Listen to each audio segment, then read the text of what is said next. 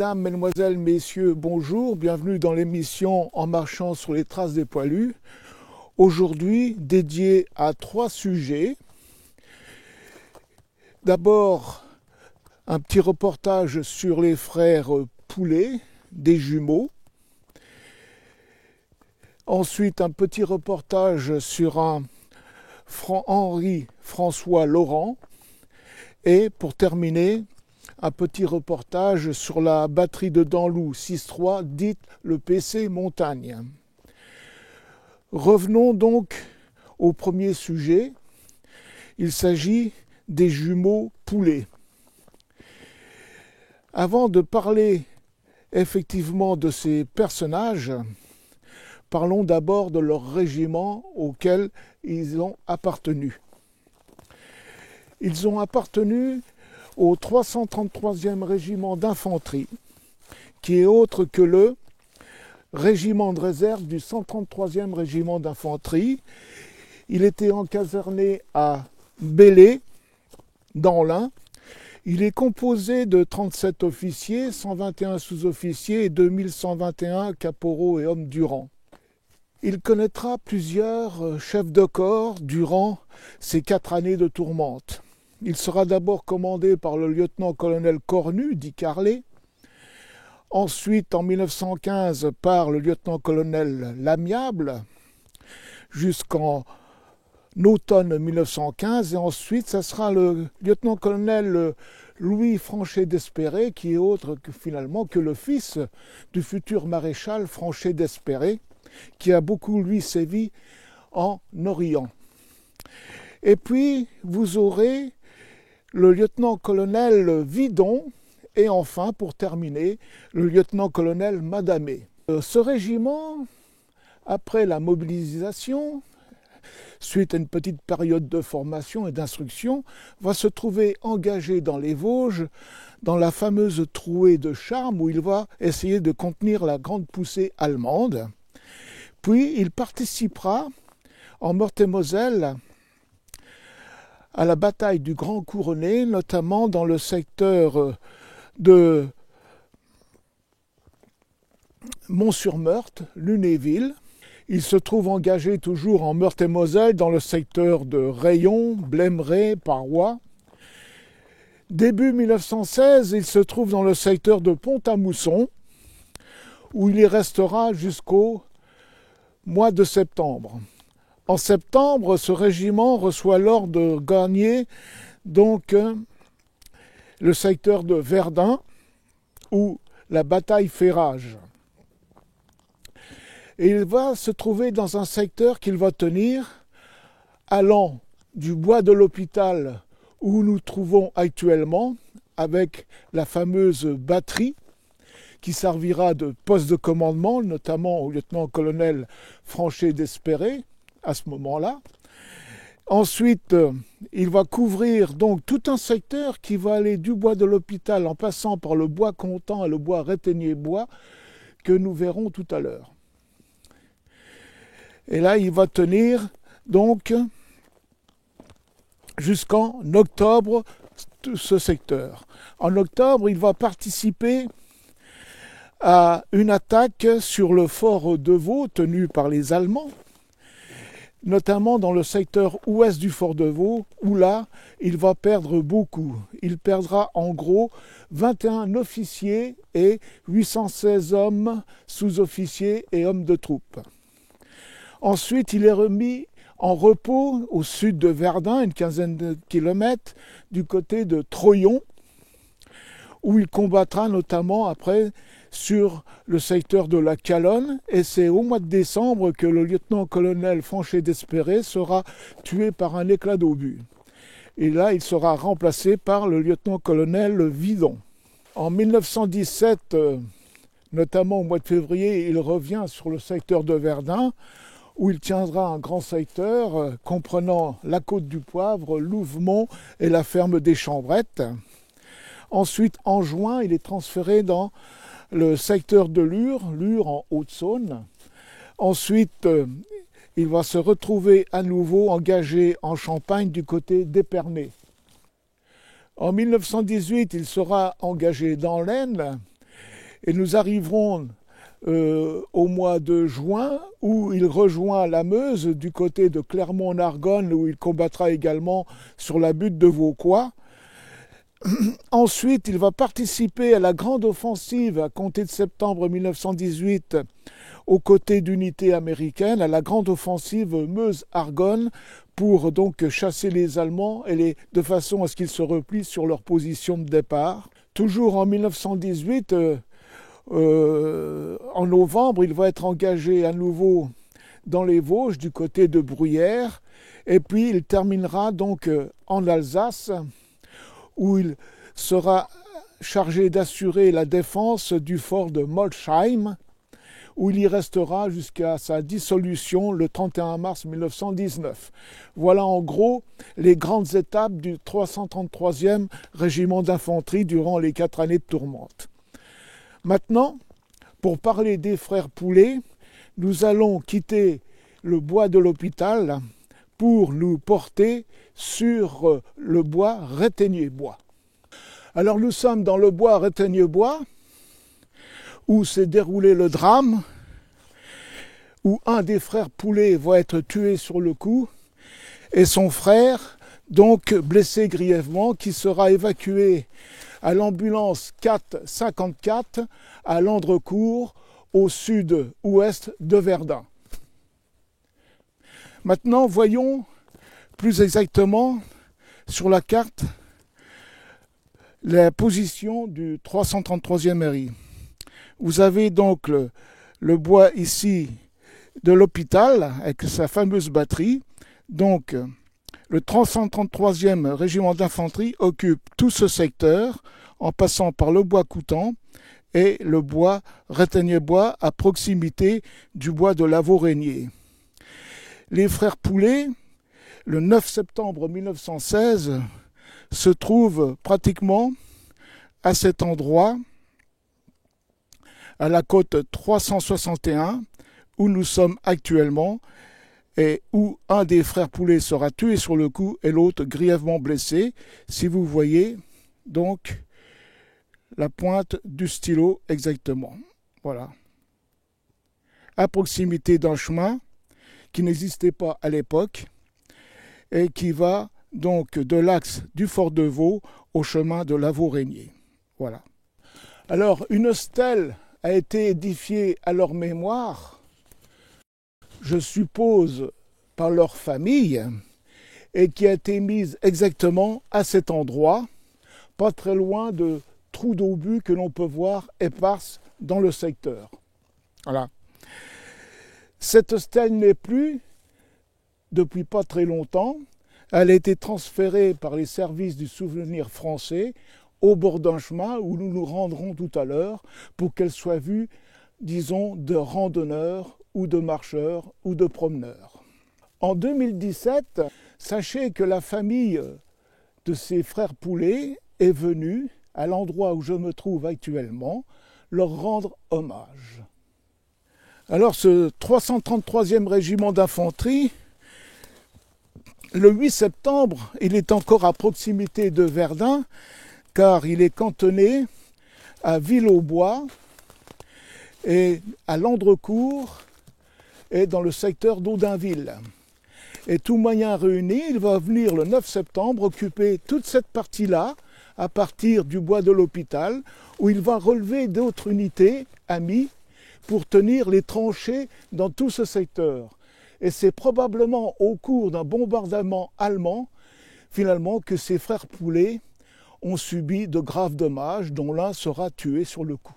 Récemment, le souvenir français a jugé utile de déplacer la stèle et de la mettre à proximité d'un sentier, celui que je vous montre actuellement, qui relie l'axe du fort de Vaux au chemin de Lavaux-Régnier qui se trouve 400 mètres un peu plus loin. Non seulement ils ont édifié la stèle à cet endroit maintenant, mais ils ont également édifié un entourage recouvert de cailloux et en les déposant donc un pot de fleurs.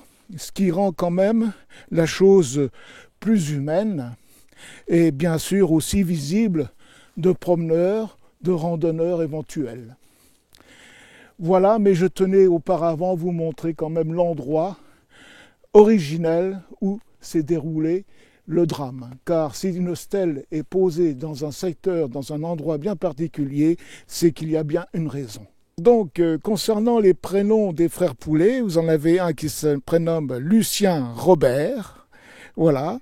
Ils sont nés tous les deux finalement le 9 février 1895 à Saint-Lauré-les-Bains, qui se trouve dans la Nièvre.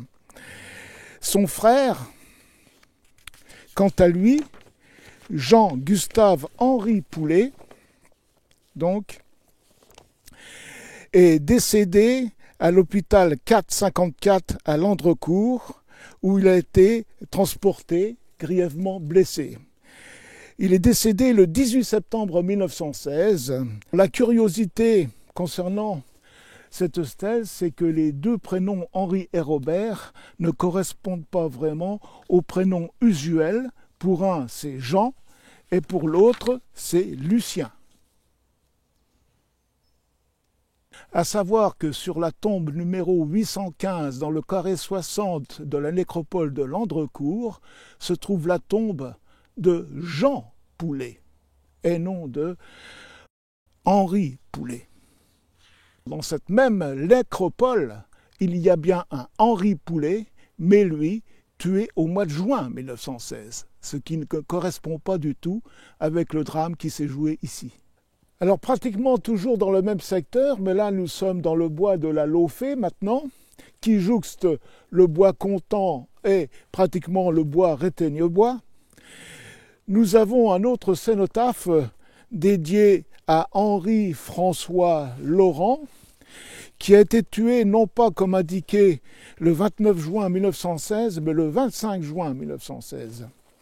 Voilà, et ils appartenaient, avec ses deux camarades, au 171e régiment d'infanterie.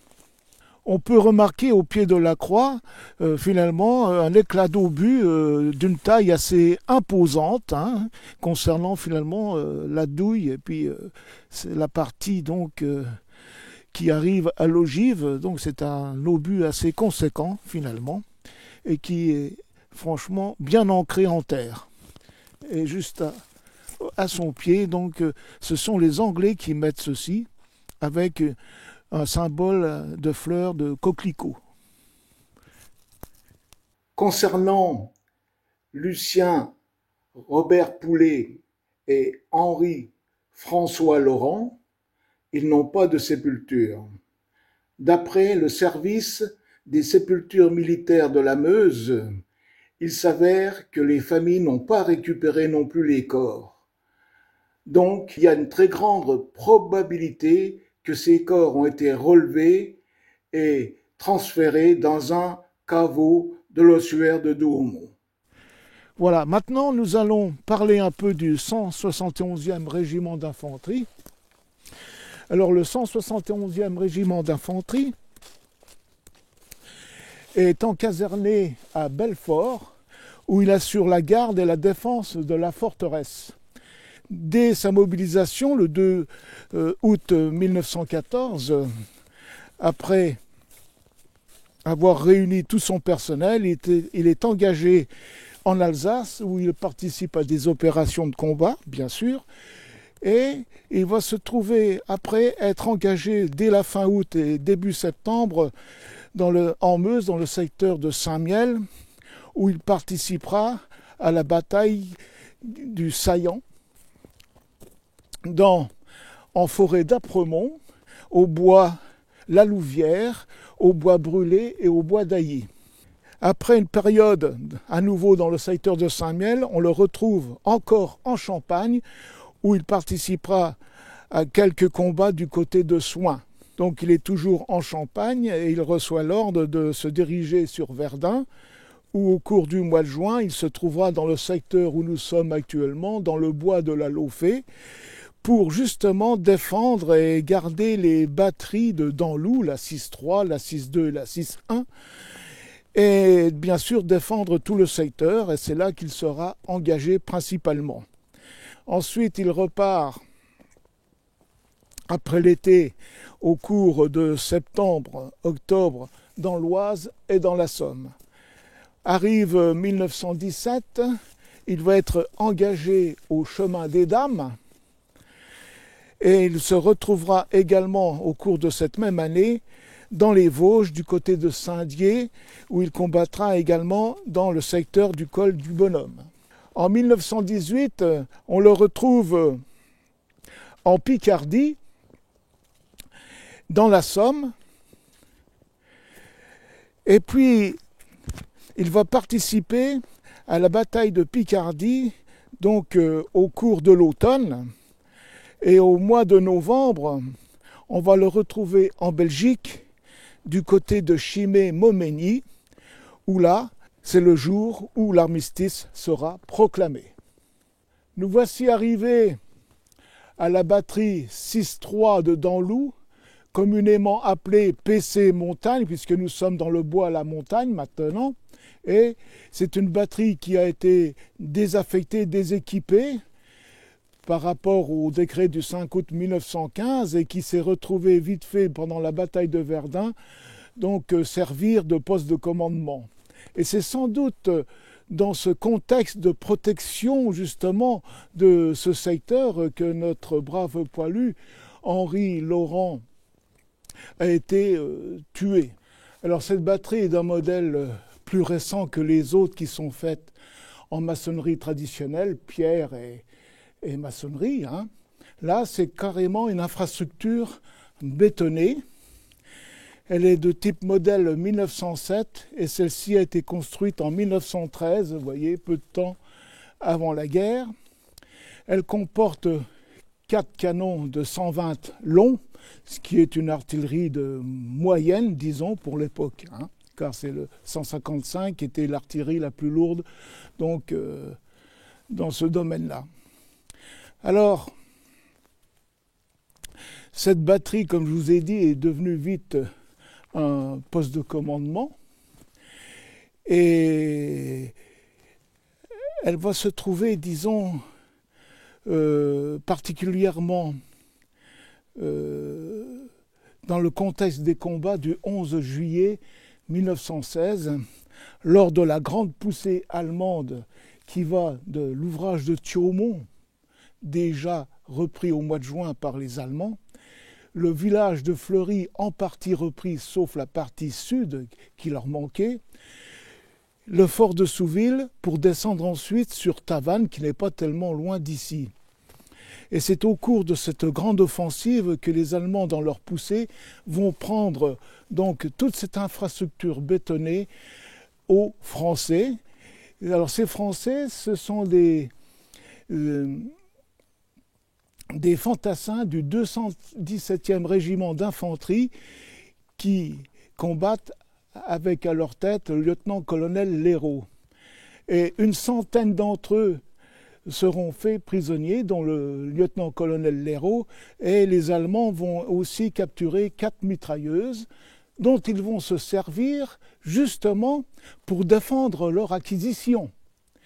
Mais redoutant une virulente contre-attaque française qui émane du secteur du début du bois de la Laufée et notamment de Tavannes, craignant donc cette contre-attaque, ils vont pratiquement abandonner cette position et les Français vont la reprendre le même jour, le 11 juillet 1916, vers 18h, 18h30. Et là, à leur tour, ils vont libérer, bien sûr, le lieutenant-colonel Léraud, qui était encore détenu prisonnier avec ses camarades, et les Français feront 80 prisonniers allemands. Voilà ce que l'on pouvait dire sur cette batterie. Alors maintenant, allons à l'intérieur pour découvrir les secrets de cette infrastructure, joliment préservée finalement, où nous arrivons en descendant les escaliers dans une salle qui, je pense, devait être sans doute un poste de commandement. Voilà, maintenant, attention aux pièges que nous pouvons avoir et allons dans le couloir, un long couloir justement, qui traverse toute l'infrastructure.